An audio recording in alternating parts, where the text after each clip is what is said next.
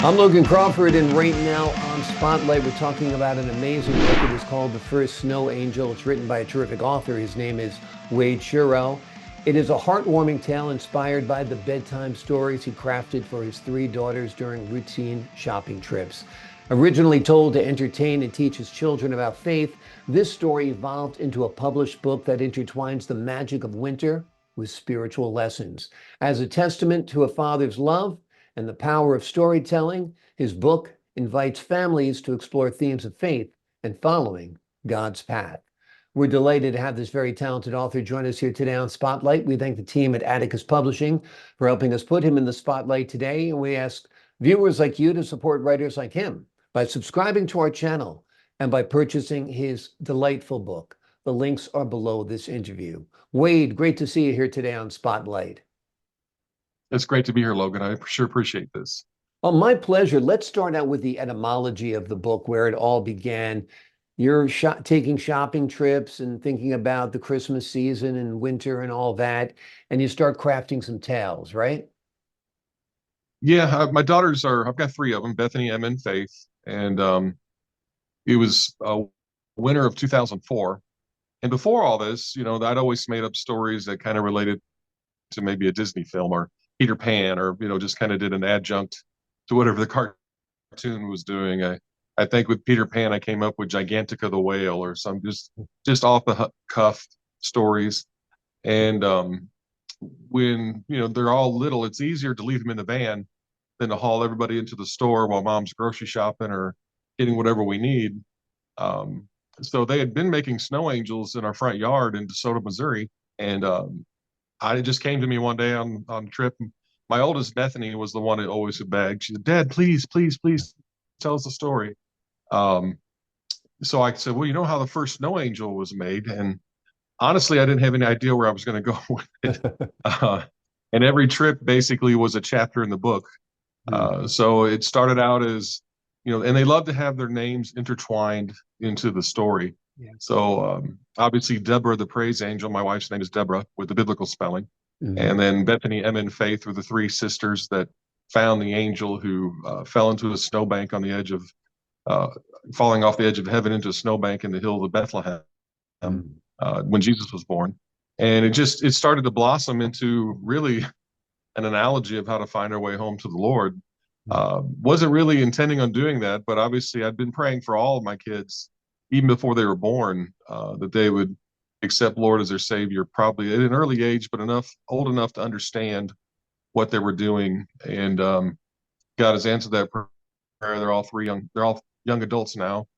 Two are married, one's a nurse. It's great to see how they blossomed. But this story was just special to me, just because I knew had been given to us by God, just as and almost a parable of sorts, to find our way home to heaven. And it wasn't preachy. It was just Daddy's heart of love to his kids.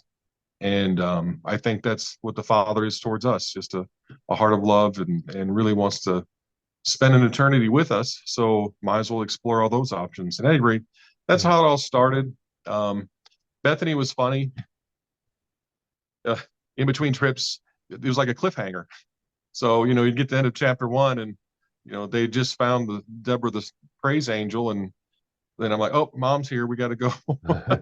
And so it'd give me time to think of the next chapter on the next trip. So that poor thing, she was a nervous wreck wondering what's going on for the next chapter. And Faith was my youngest. I think she just enjoyed it because the other two girls enjoyed it. She was a little bit small at that time, but at any rate, I waited quite a while to put pen to paper, or saved it in Google Docs, probably for 15 years. Right. Just I wanted to kind of keep it in memoriam. And my trade in life is biology and chemistry and clinical lab science. So I usually manage hospital laboratories. So I'm not an author by trade, and so it was kind of intimidating. And I didn't realize how no wonder authors can be a nervous wreck. I never realized I'd worry so much about what people would think. Yeah. Well, it's like About putting what I yourself wrote. out there. This is a story you told your children. You've got a captured audience, of course, when they're in the van and you're telling the stories. Yeah. But this is a magical story. It's a great story. And a couple of things struck me as you told your story. One, it's hard to believe 2004 was 20 years ago, and that your Mm. little children now are adults. So this is a great legacy for them, a little piece of their childhood that you have immortalized on the pages of this book. Have you envisioned this as a film or an animated film? It would be such a wonderful Christmas story, I think. Yeah, and absolutely. And quite honestly, I need to get off my hind end and try to contact like the folks at Angel or all the folks that are doing the good movies now. Yeah. Um, it really struck me in the time the world is in now and the way things seem to be going. It really would be good to hear uh, a story of love and faith and about reconciliation and about um, I heard a pastor say one time, you really ought to practice for eternity because this life is temporary, and Mm. we're going to be in heaven a lot longer than we are here. So I love these types of stories where uh, they're encouraging. My life growing up was not an encouraging life. I grew up in a very alcoholic family. It was terrible.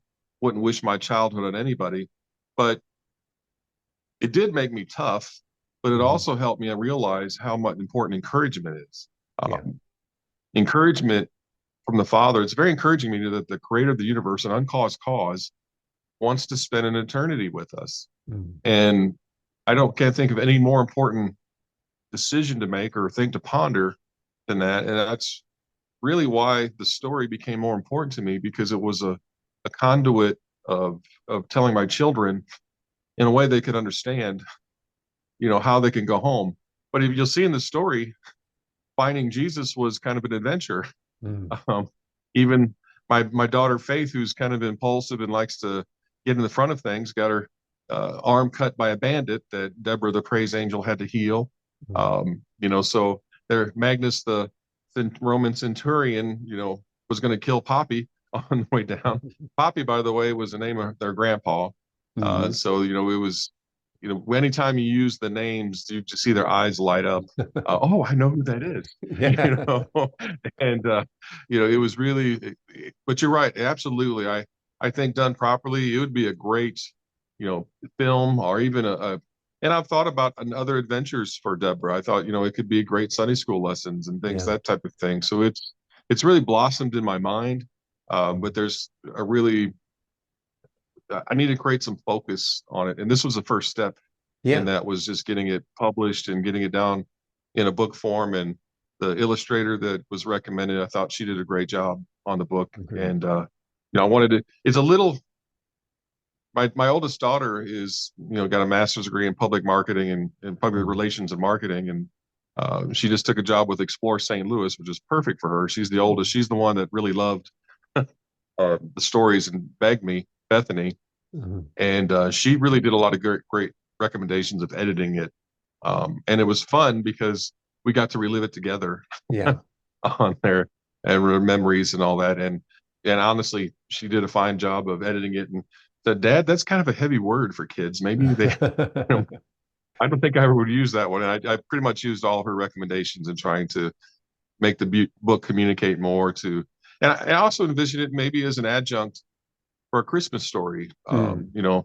I know moms are the ones that buy the books, and if it's sat on the table, and hey, in addition to Luke and the story of Jesus, it'd be a great one for the little ones to sit down and listen to a story about how the three young girls, help a little praise angel find her way home to heaven Yeah. on that. So it was, that's some of the vision that I've had for it. Well, it's got a great moral. It's got great lessons. It's a great story of faith. And children, of course, love snow angels. They love making them. And for them to have the idea of the first snow angel, I mean, that's quite unique. It's like a red-nosed reindeer or a prancer that gets lost from Santa's sleigh or something like that. It has that feeling of a classic, which is what I like about it. It's a beautiful book, and your daughters must be extremely proud. We last Christmas, we did kind of, in a way, it had a major release, but within the family. Mhm. So a lot of family members are very encouraging. My Uncle Joe, he actually bought a case of them and ordered them through Barnes and Noble, and Barnes and Noble thought they were delivered to there and actually put them out. And I'm like, yeah, you know? There you go. But he got the case to give to all his kids and grandkids and all that. So that was really fun. So last Christmas was great. It really was more just the friends and family being very encouraging and ordering it. So now I'd really like to expand it. I thought, if we could get it going here in America, it'd be great to translate it into other languages, see Sure. how, like my youngest daughter, I never dreamed I knew God would bless us, and He's overwhelmed and obviously done more beyond that I can ask or think. But my youngest, who has a biology degree too, and is a basketball star, she was Caitlin Clark before Caitlin Clark was Caitlin Clark. Doing the 3-pointers and all that. Right. Wonderful young lady, married to a kid pastor in Lawrenceburg, Tennessee. But she's been full-time Fellowship of Christian Athletes right out of college, and she's got her support, and she's going to Africa and some of the countries that are in between, like Ethiopia, surrounded by Sudan and several countries that are not Christian oriented. And it really hit my heart the other day that God's helping change the world through my baby daughter.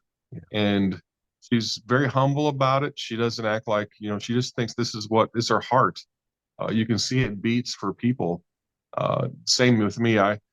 As I've been a manager for a long time, the most important thing to me, other than my family, is people. I mean, if God said, "Let there be light," and His thought was, "I love Logan," well, I think that's a powerful, powerful message. Yeah. And if folks could really internalize that, it does so much for the psyche, just knowing that you're loved, and you can go through the hills and valleys of life. Trials are going to happen. And right now, her and her husband are considering doing a full-time 2 or 3 year assignment over in Ethiopia with Fellowship of Christian Athletes. So, and my middle daughter's a nurse.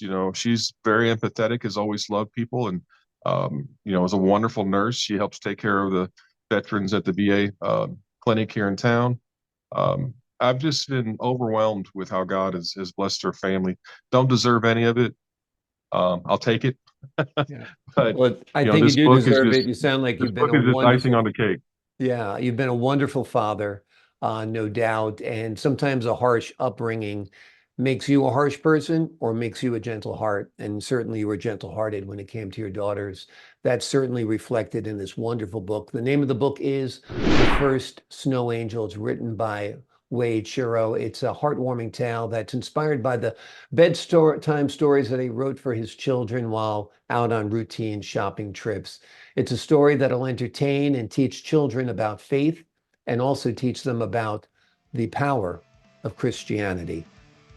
Wade, thanks so much for joining us here today on Spotlight. Thank you, Logan. I sure appreciate it. I appreciate you as well. To the folks at home, I'm Logan Crawford, thanking you for your time this time. Until next time on Spotlight.